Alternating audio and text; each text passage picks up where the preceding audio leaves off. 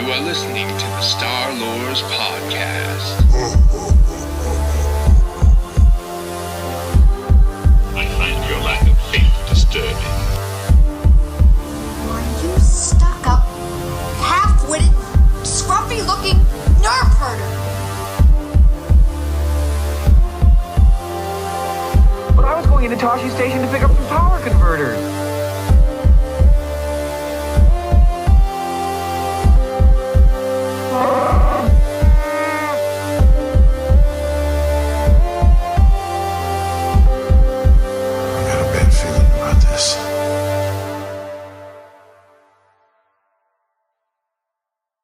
Years had passed since the crisis of the Great Schisms, and unknown to the complacent and burgeoning Republic government, a Sith empire had been forged in the far reaches of the Stygian caldera.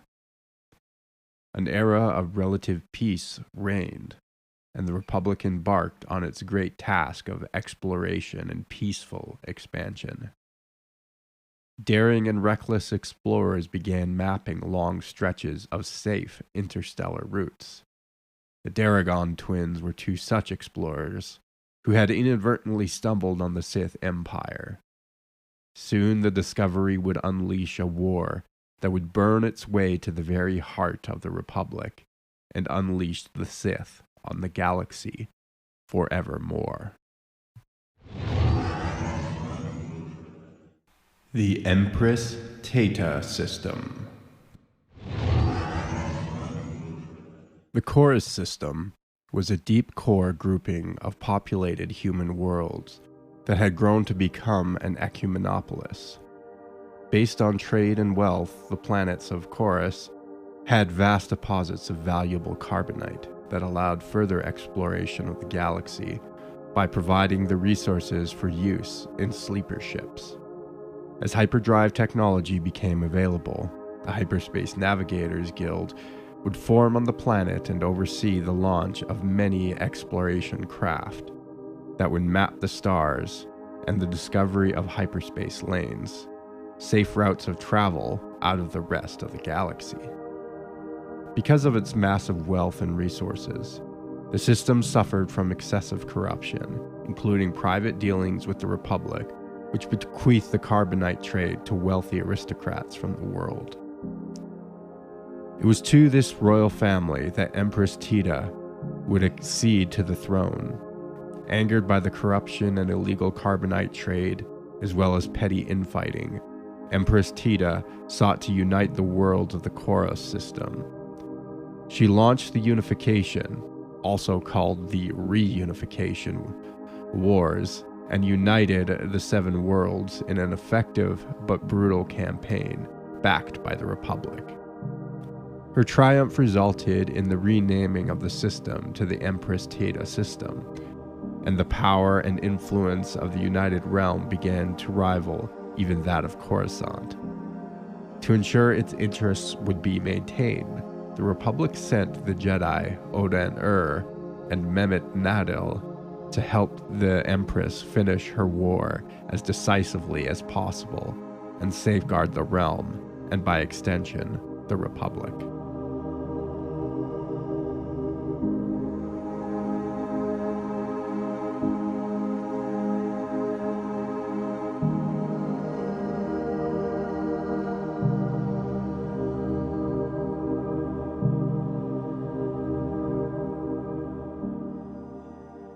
Heroes of the Empire. Donning the title of Warrior Princess, Theta was known to go into battle herself, not content to sit idle while commanding her formidable forces to war. She had a strong sense of justice and was outraged at the lawlessness and poverty rampant on the other 6 worlds of Koros, sparking her desire to unite the region under a strong central government.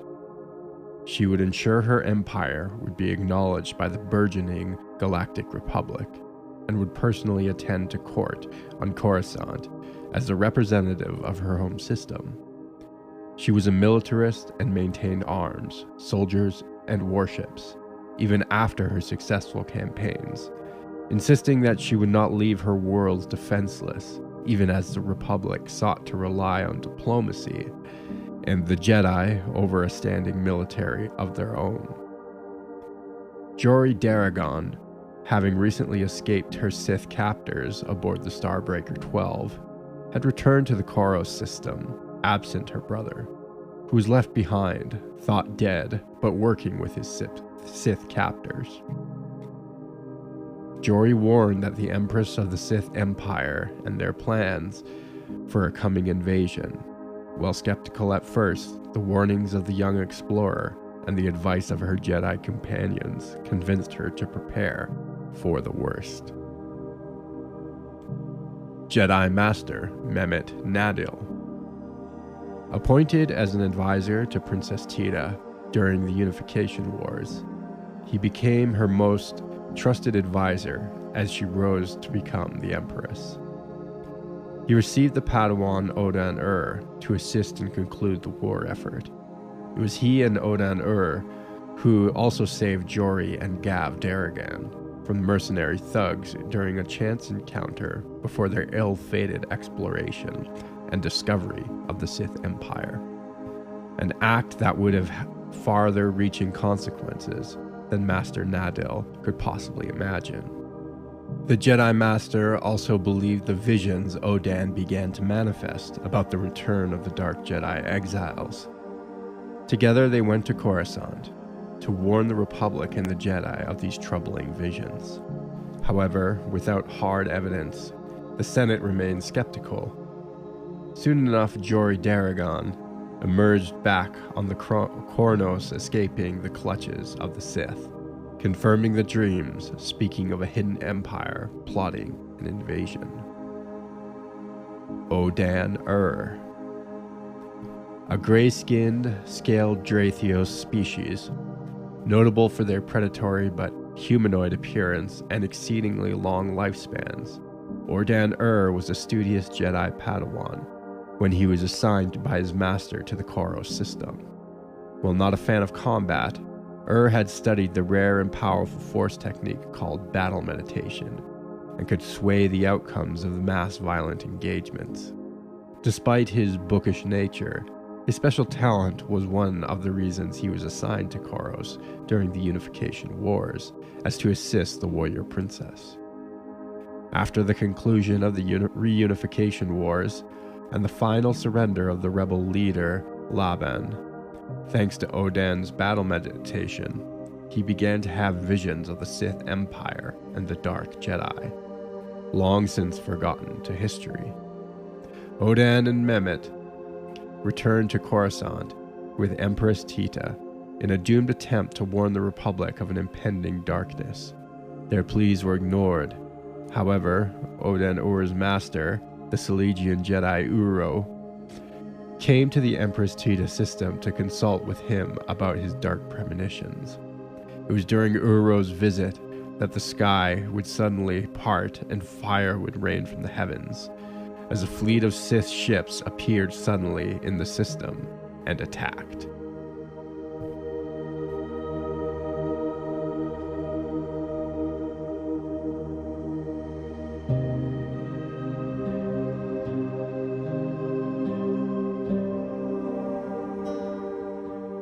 The war begins.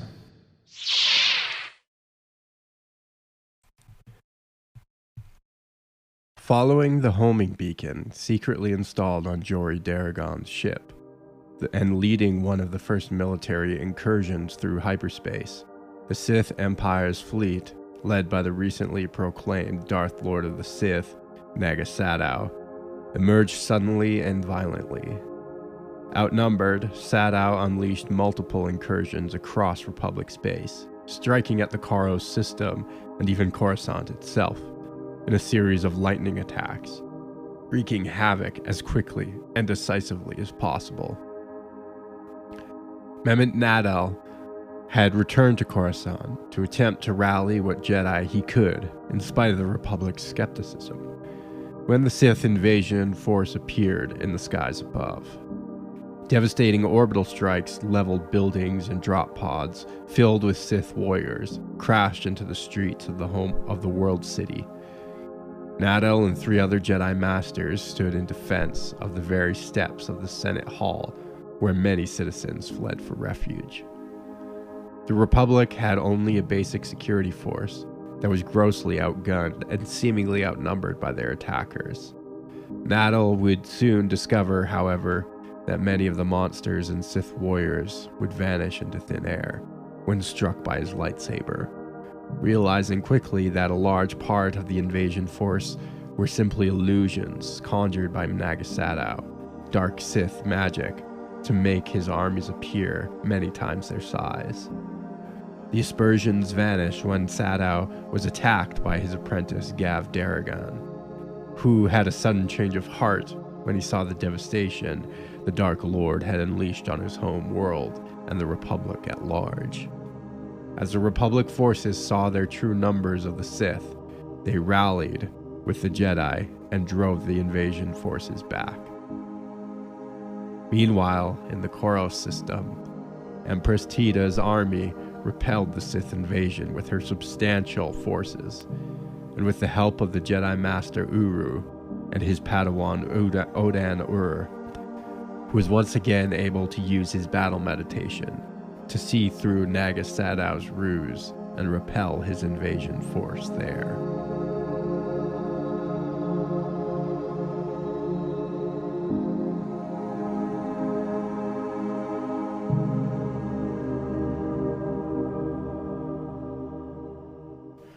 The war ends.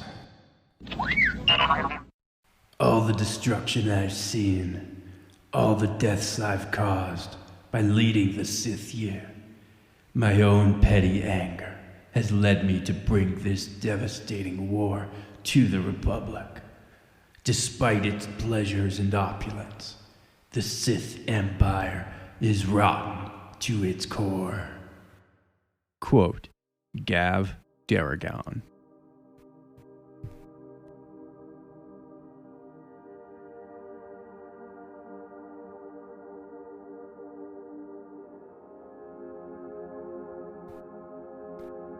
Unknown to the Republic, Sadow was casting his illusions aboard a massive Sith meditation sphere, drifting in the dying star Primus Golud, where Gav Daragon had gone to confront his former Sith master. Boarding the meditation sphere to challenge the Sith Lord, man to man. After boarding the craft, however, Gav found it abandoned. He had been lured into a trap set by Sadow. Calling his sister Jory for aid, the Empress Tita's forces arrived in the system to capture Gav and the meditation sphere. Gav renounced his former allegiance to the Sith and informed the arriving fleet of how to get into Sith space. Before the meditation sphere could be boarded, and Gav willingly be taken into custody, Sadow sprung his trap. Secretly rallying the remnants of his Sith forces to the system, he had used his former apprentices once again to lure his enemies to him. Sadow's fleet engaged Empress Tita's forces, and amidst the battle, the Dark Lord's true intent became realized as he tried to make the dying star go supernova, killing everyone in the system. Gav, in a last feat of redemption, warned Empress Tita's forces of Sadow's plan and transmitted the coordinates of the Sith Empire before being destroyed by solar flares conjured by the Dark Lord. With the coordinates, the Koros military counter-invaded Sith space, forcing a rout of Sadow's forces and making them fight on their home turf. Sadow and his Sith, having been decisively repelled, limped back into their own space in an attempt to rally a defense. As the remnants of his fleet came out of hyperspace, they were greeted by a new surprise.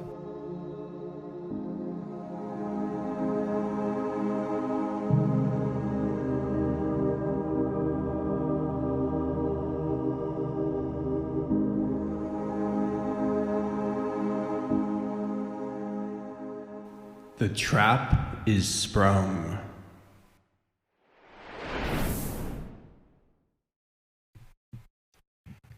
A Sith fleet stood waiting as Naga Sadow arrived back in the Stygian caldera, but not as reinforcements, as foes. Leading the rival force was Ludo Kresh, seemingly returned from the dead. Unknown to Sadow, Kresh abandoned his ship when it was destroyed prior to his Republic invasion, and used the time that he was away to consolidate his power and raise an army within Sith space to await the Dark Lord's return in triumph or defeat. Kresh immediately engaged his rival's battled fleet over the skies of Korriban, and he would have won but for one of Sadow's pilots, whose fighter had been critically damaged, decided to fly into the bridge of Kresh's ship, killing him and breaking his forces.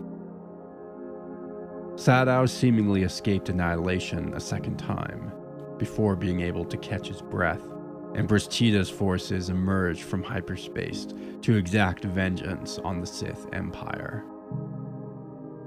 The remnants of the Sith prepared to make a final stand, as Sadow made his escape, knowing that the battle was to be a lost cause. Through the use of his Sith magics, he created a solar flare that made it appear his ship was destroyed. The Empress, satisfied with the annihilation of the Sith fleet and the supposed death of Sadow, ordered her forces to return to Republic space. Unbeknownst to all, Sadow aboard his flagship, the Corsair, found an uninhabited moon in the Yavin system, full of lush jungles where he decided to start anew with his Massassi slaves.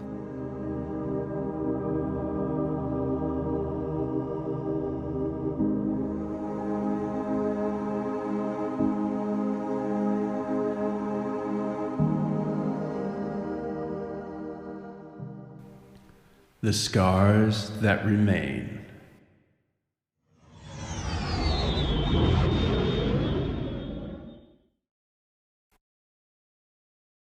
Although the Great Hyperspace War was very brief, it was devastating.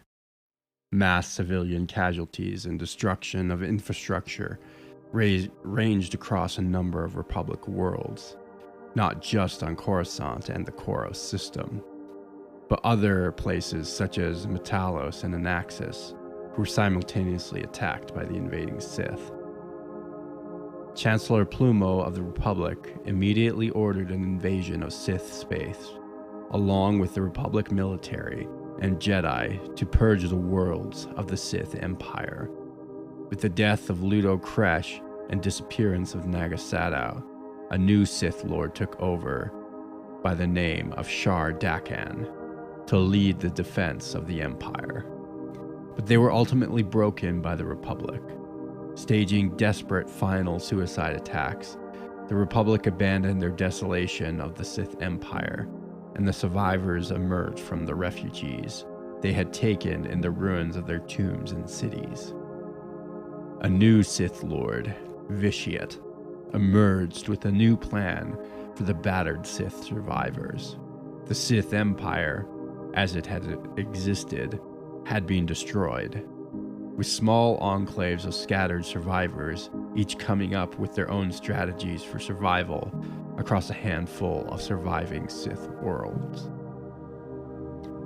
After the war, the Jedi, Odan-Ur, established a great library on Ossus, which would, amongst its great libraries and archives, come to house Sith artifacts collected from the wreckage of the war, including Sith holocrons recovered from derelict vessels. Jory Daragon was offered the chance to name her reward for her assistance in the war effort, though she settled only for Araba the Hutt's old repair dock, where she would live an innocuous life after the loss of her brother. Tida had been overcome with sorrow for the great loss of life and devastation of the war. She would go on to rule wisely, peacefully, and rebuild all that was lost. The Karo system was also honored for their part in the war by the Republic, and the system grew in great wealth and power and influence on the galactic stage. Empress Tita, although human, would live to the grand age of 175 years old before passing away peacefully, but her legendary status would be remembered long after. Years later, Tita became a mythical hero in the Koro system in honor of their warrior leader, who had not only unified them, but was also instrumental in maintaining her military to repel the Sith invader, was renamed the Empress Tita system. As for the Republic, to honor the brave Jedi who fought the invasion forces of the Sith on the very steps of the Senate, dedicated a mountain to them, one of the few remaining surface features not covered over by the last building cityscape. This mountain would later be built over and become the site of the future Jedi Temple on Coruscant in the millennia to come. The Hyperspace War would be the first time the Republic and Sith would come to blows, but it would be far from the last, setting the stage for many more battles and many more losses of life to come, as the war would rage across the stars for millennia.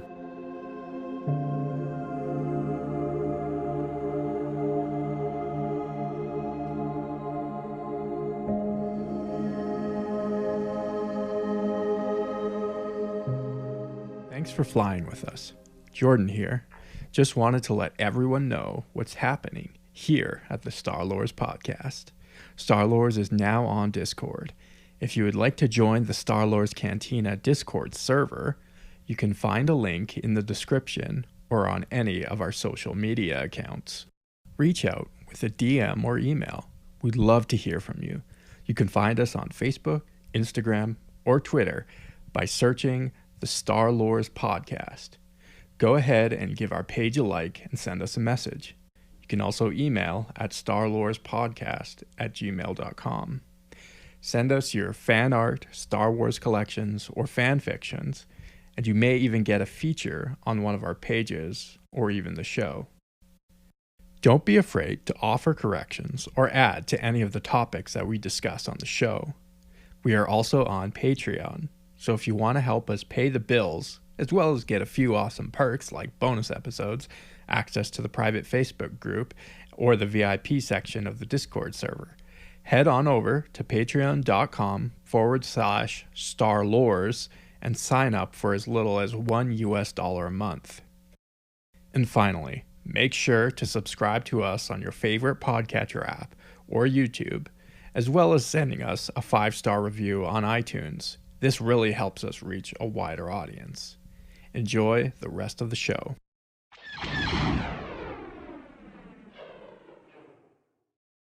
Welcome aboard the Millennial Falcon. This is Christian. And this is Jordan. We're currently sitting over the ruins of Korriban still. Haven't left. I like to come here to meditate and think about the past and better days. Yep. No, I'm just kidding. And occasional ghost haunting at night. I hear Marco Ragnos whisper in your ears. In my ears. Yes. Telling you to do terrible things. Yeah. Telling me to But go it's a murder Ewoks or something. But it's the best sleep of your life, so you have to. Small price to pay. We are talking about the Great Hyperspace War today, which is kind of one of the bigger conflicts that happens in the early history of the galaxy. It's really kind of where we earn the name Star Wars in the franchise.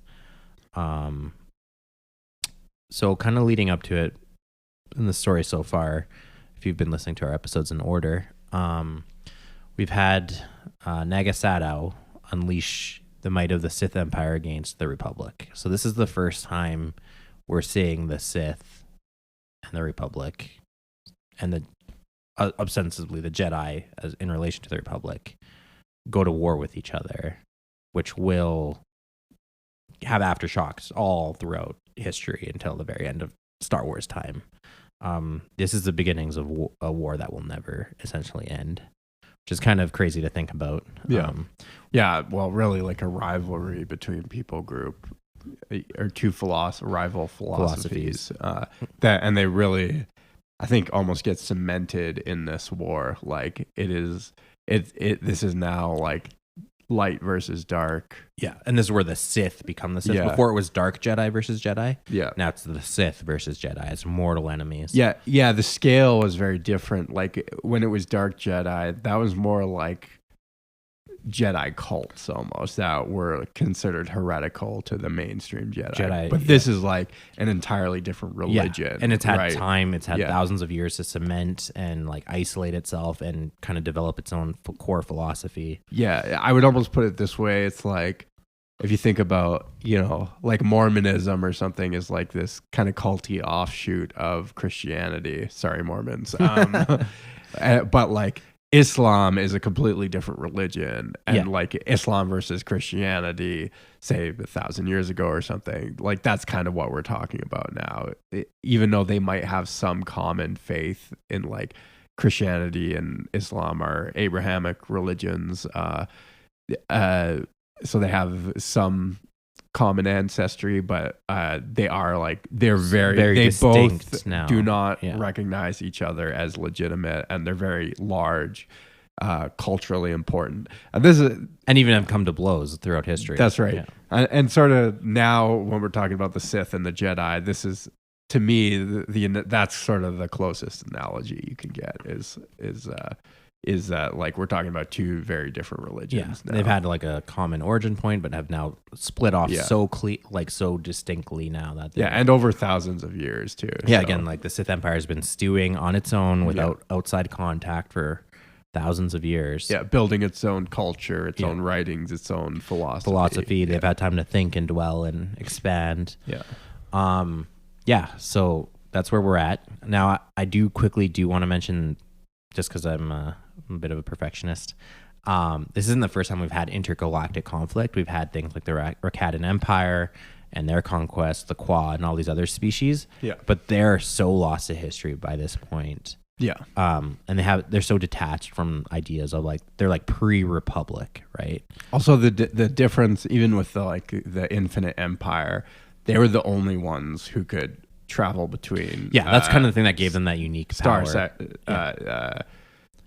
Out of their own solar system, right? Yeah. Whereas now we're talking about two hyperspace, the first, what I believe is the first like two hyperspace capable civilizations fighting each other. Hyperspace, yeah. So you're specific to hyperspace. The Infinite Empire weren't the only intergalactic empire. Like I said, the Qua existed. Yes, there was the Gree.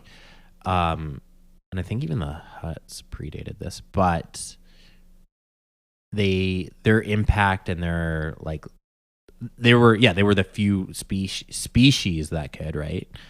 And their impact is like kind of confined to their time and space, right? Like they have very little impact on the events we're currently talking about, but the events we're talking about now, even though they're thousands of years in the future, will still resound thousands of more years in the future. Yeah.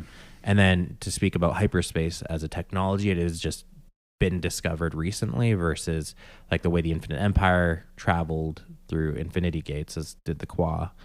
The Infinite Empire did use hyperspace. Was it travel. called specifically hyperspace though? Or no, was it... but they used the Force to power their. So it wasn't like hyperspace is a unique technology. It's a specific. Yeah, but they were the first ones to. I'm pretty sure that's. I don't know if they use the term hyperspace.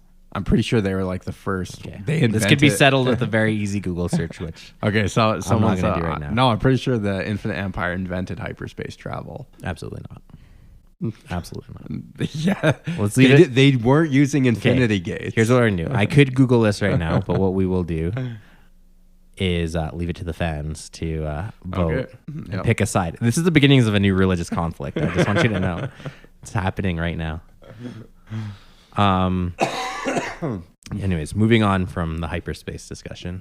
A couple of interesting notes about how the Sith decided to conduct their full-scale invasion of the Republic.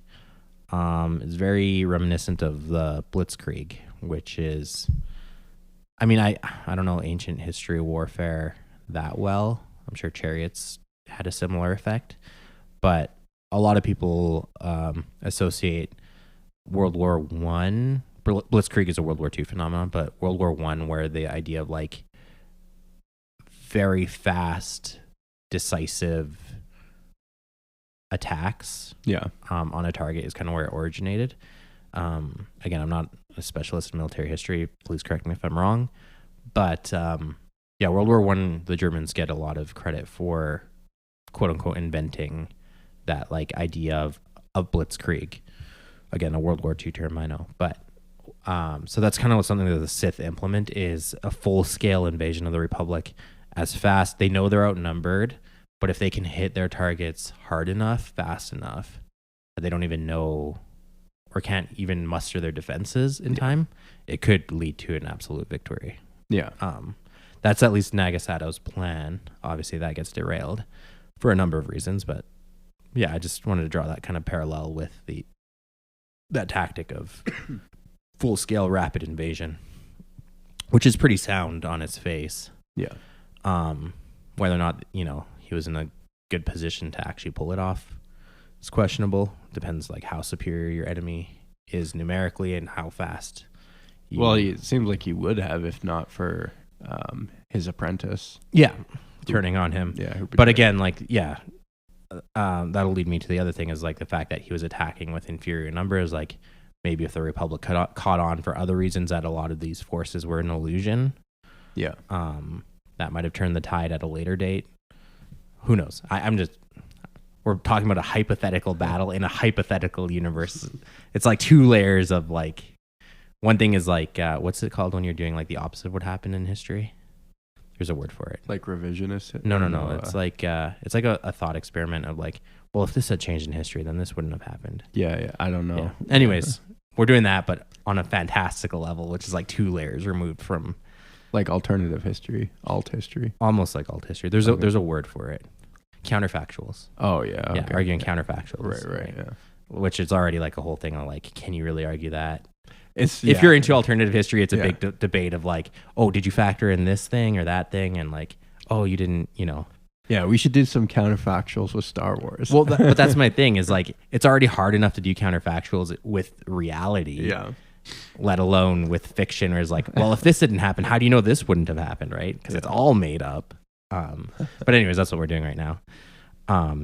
Would he have been successful anyways with his Blitzkrieg tactic? Did he have the resources, the manpower?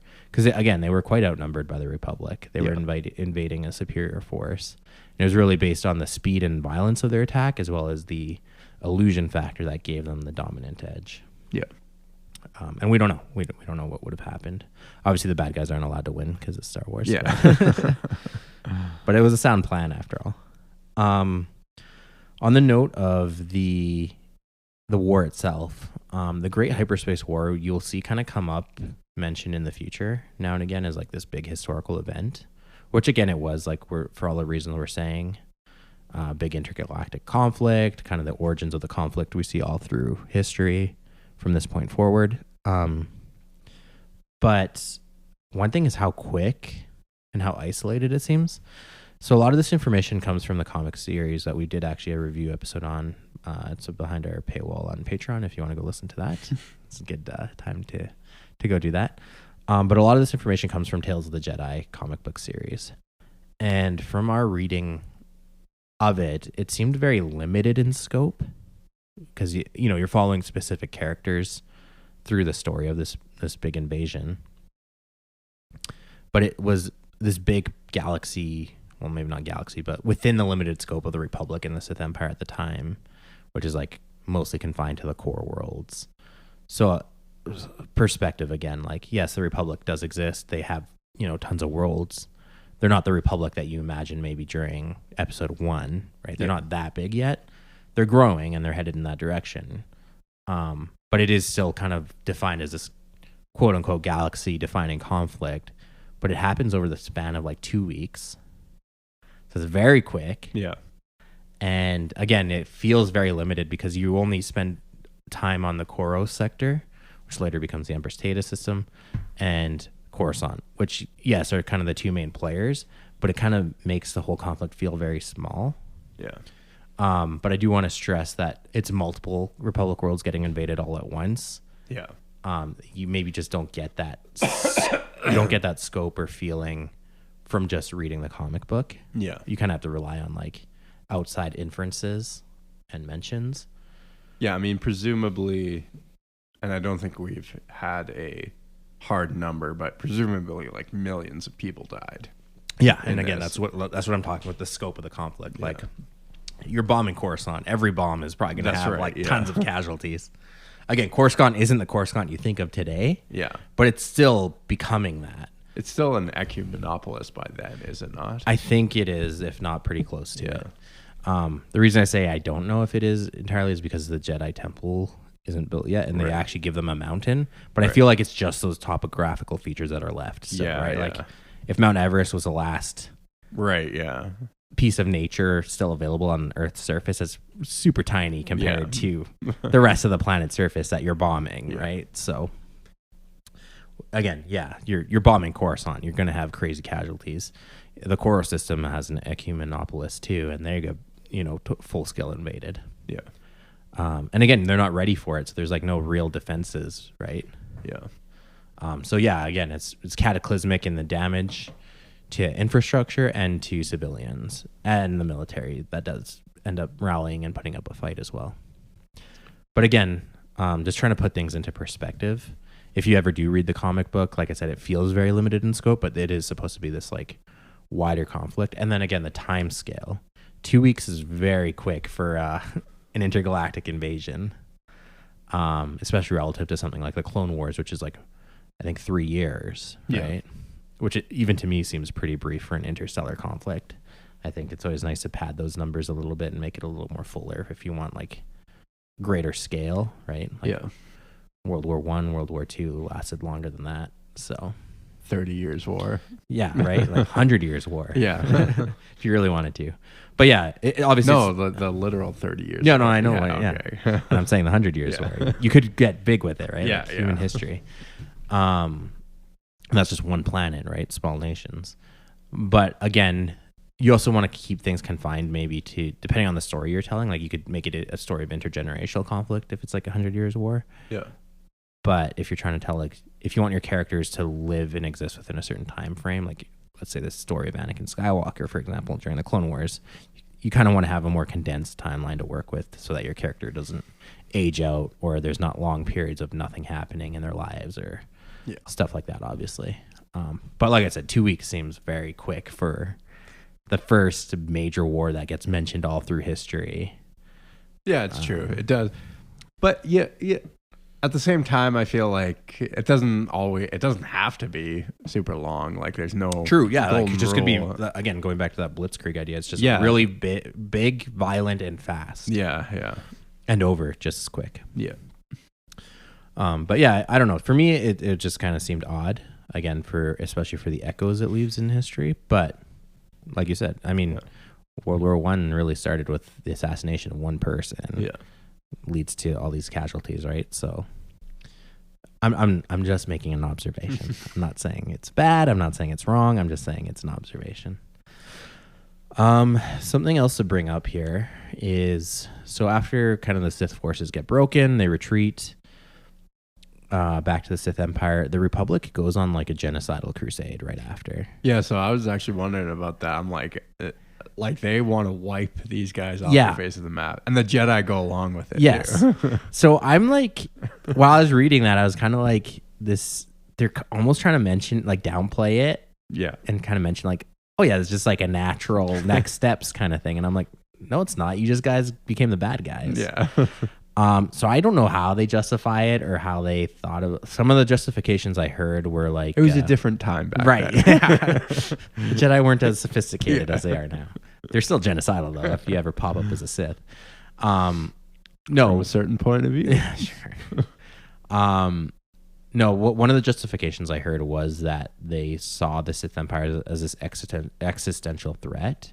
And again, going back to the speed and violence, like It's almost like a 9/11 incident, right? Where like such a horrific act galvanizes a population, and everyone's 100%.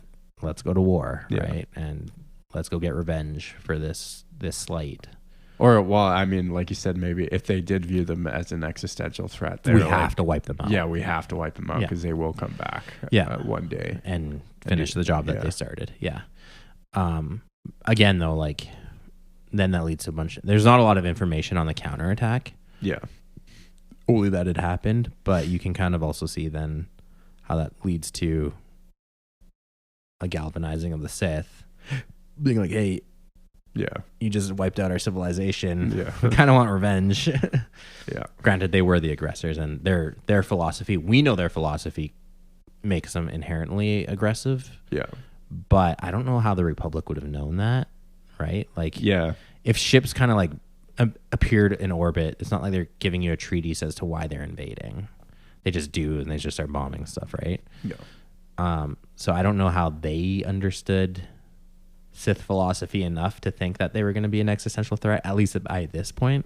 Although I will say a lot of information was gathered by Jedi, like Odan who ended up building a whole library out of some of the information he recovered.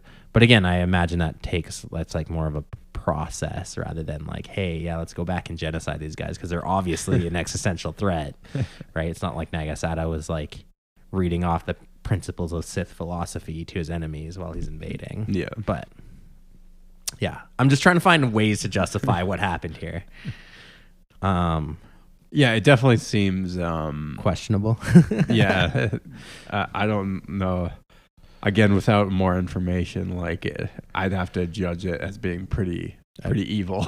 Yeah, an evil thing to do. Overly aggressive. In the counterattack, and you do have like individuals like Empress Tata showing a lot more restraint and like, no, let's go back, let's focus on our wounded and our dead.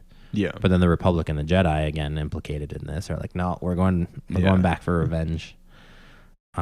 Which shows a kind of a distinction between those internal factions. Yeah. Also on that note too, you have like other Sith, like it sets the stage. It levels what was the old Sith Empire, and it sets the stage for kind of some new Sith factions that will arise. Quote unquote spoiler alert, not quote unquote, but spoiler alert. In case you're detached from a lot of Star Wars lore nowadays, you'll see kind of like the rise of Darth Vitiate and his Sith Empire. Yeah. We name drop them there. So just keep those names in the back of your mind because we're in a little while here going to get into them and how they kind of fractured off, and how kind of the Sith will rebound from this. But the Sith Empire as we know it, as in their golden age, Ajanta Paul, all these people, Marco Ragnos, all their legacies are kind of now in ruins. Yeah. And that's they almost like bit off more than they could chew with this, and like who got their fleet wiped out and then got their civilization desolated. Yeah. But then even like when Sadow returns back, he has a fight with Ludo Crash, right? Yeah. And that obviously didn't help their cause. Yeah, that didn't help them in the defense of their own civilization. Yeah. So, which again, it's kind of ironic because Ludo Crash was the one that was about self-preservation. He was right in their argument. He was like, no, if we do this, like we risk our empire, which turns out, you lost it. And Sadow himself is forced to go into exile and hide on Yavin, one of the moons of Yavin. So, yeah, that's kind of where we're at now, kind of setting the stage for future episodes here. We're obviously going to continue this story and where it goes. But just kind of some names to keep in mind and kind of almost like save this point in the back of your mind for the Sith and how they're going to bounce back in the different iterations of Sith. And this is still quite a ways away before we reach kind of the rule of two phase of Sith philosophy. Which we'll get to as we go through this story. But this is sort of like where the Sith break off from being like a civilization and a species into being like a worldview and a religion. And a philosophy. And like you said, kind of back to our original points here. Like they have a coherent belief system, and they're not, even Sith being associated with the species starts to get lost. Because the species no longer holds territory as it used to. And again, worlds like Korriban and stuff are still going to be big within the Sith, but now they are kind of these ruins and things, relics of the past that you kind of go back and look at rather than being active participants. Yeah, you almost wonder, like, playing a hypothetical here, but if the Counterfactuals, yeah. you know, like, what if the sort of brutal attack on the Sith civilization by the Republic, like, actually turned a lot of people sympathetic towards the Sith cause, right? And, like, that's where the whole Sith idea started spreading beyond just the ethnicity and into, like, it became like a mind virus. I'm just saying, obviously I don't know that this happened. I'm just saying, like, is it possible? You could see something like that creating fertile ground for, like, more Sith extremism? radicalism and extremism. You know, spreading beyond the borders of the Sith.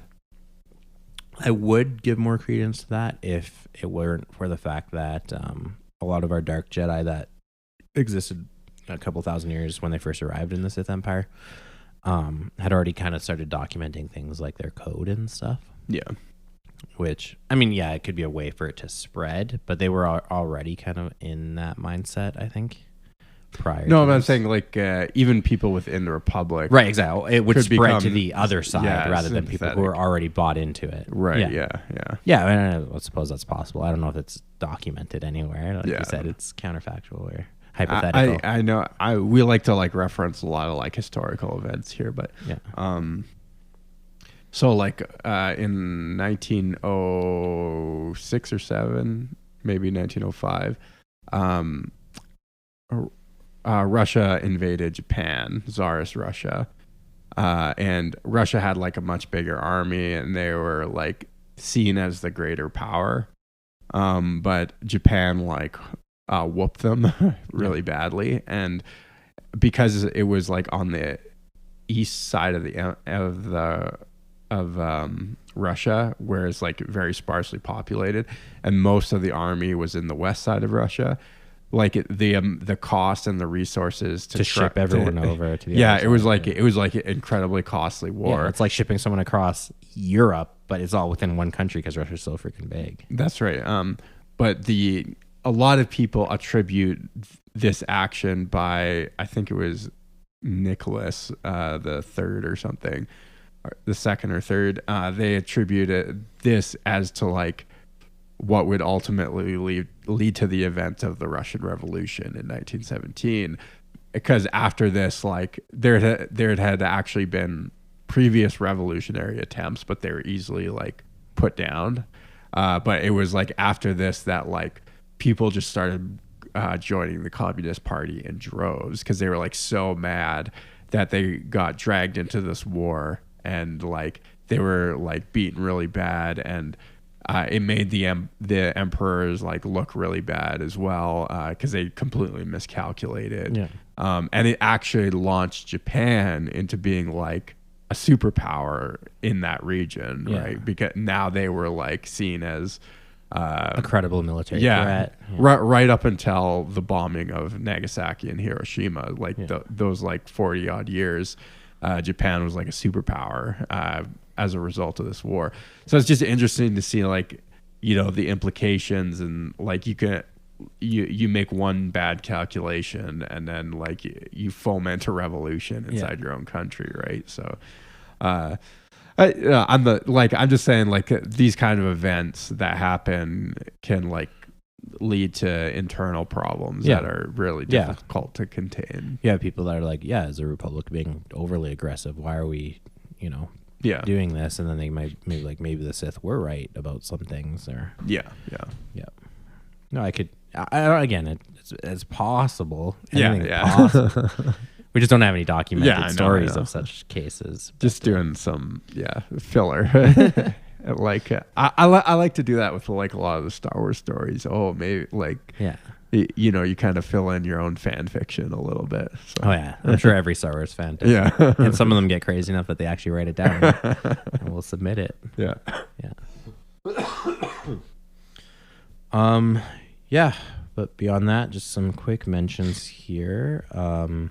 Just a minor observation I just wanted to make is, kind of two of them. One, so not really mentioned a whole lot in the episode, but the Sith meditation sphere is like a ship that Naga Sadow uses to kind of conduct the war effort from. It's kind of where he focuses his Sith energy to create this like bolstered illusionary force from.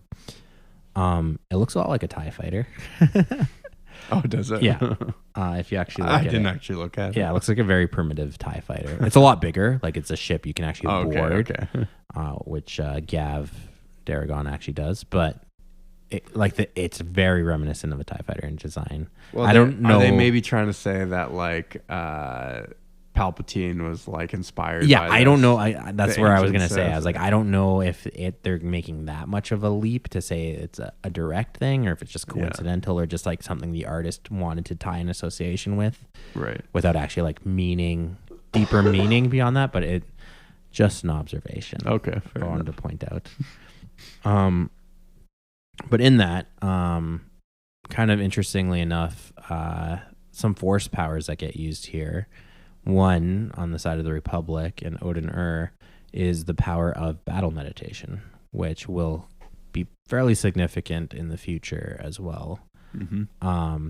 I believe this is the first time it really becomes prominent, like on a galactic spanning, like changing the tide of battle. We'll delve into it a little more, and we talk about it briefly in our Force Powers episode. But it is something that will come up time and again in the future as a distinct power, and I know we've mentioned it in other episodes too, in the future of like the new Jedi Order and stuff with Luke's Jedi Order. Some people practice it there, but just something as a reoccurring theme to keep kind of in the back of your mind as you listen to future episodes. And then Naga Sadow, his ability to, he has a unique force ability to blow up stars. Yeah. So using like Force them to go supernova. Yeah, it's just an interesting ability. I mean, that's like a kind of I was kind of thinking that's a little outlandish. OP, Yeah. a little overpowered. Yeah. Yeah. Well, I mean, so then that brings things into question, like the Death Star. Yeah. When you can annihilate, or the Sun Crusher, like. Well, the Sun Crusher, yeah, but the Death Star's not even as powerful. Right, that's as what I'm Naga saying. Sadow. That's what I'm saying. Yeah. Is like you invest all this time and money and energy into technology to be able to do something that one individual. That's right. Yeah. Who's presumably as powerful as Sadow. You know, maybe if Darth Sidious had access to that knowledge, Yeah. he could just rule the Empire from like some throne from Coruscant, sitting in his throne room, just blowing up stars. Yeah. Yeah. I don't know if I love that. I just wanted to point it Yeah. out. That's all. I'm just drawing attention to it. Yeah. Even the Sun Crusher is like more believable to me than like someone having the Ability power. to blow up a star. Yeah. That's something that'll come up whenever we get around to Force Unleashed stuff. About how powerful is too powerful for Force abilities. What's kind of galaxy breaking. I know like Darth Nihilus is kind of in that range as well of like is he too powerful? Like he can just kill anything Yeah. he comes in the vicinity of. And Darth Vitiate too. It's Darth Vitiate yeah. as well. Yeah, we'll be, I think, revisiting this idea of like force powers, and Yeah. They're not very grounded. They just become like, and again, it kind of like, whereas like in the original films, all the Force abilities were very grounded. it's a far cry from Force Push. Yeah. Right? Like, yeah, it's like Force lightning. Yeah, I could blow up stars. yeah, exactly. It's a hyper escalation. And then again, right? Like, we'll talk about it when we get to Galen Merrick, but like, yeah, it's cool to be able to pull down a Star Destroyer, but then it calls into question the idea of using Star Destroyers, right? Yeah. Does it make sense? I don't want to derail us on that conversation right here, right now. But what did Yoda say? What? It matters not the size. Right. Yeah. It's not this crude matter. Yeah. Anyways, that's all I got. Yeah. All right. Cool. Just want to give a shout out to one of our new patrons, Mortifiru. I hope I'm saying that right. Thank you, sir or madam, whatever you are. If you're a vampire, please don't eat us. Yeah. We appreciate all the support, you guys. If anyone wants to reach out and give us your questions, comments, pick a side in our conflict. yeah, who invented hyperspace? What else? Or hyperdrive technology, rather. What else? If you want to support us, go to patreon.com/StarLords. You can find us on our social medias at Facebook, Instagram, Twitter, and Discord. Just look up Starlords. And then if you're having troubles with the Discord link, just let us know and we'll send it to you. Email starlordspodcast@gmail.com. You can send us all your emails there. Also give us a 5-star rating and review. That helps us reach more people especially on Spotify and iTunes. Yeah, I think that's about it. Any other housekeeping? No? Okay, cool. Peace.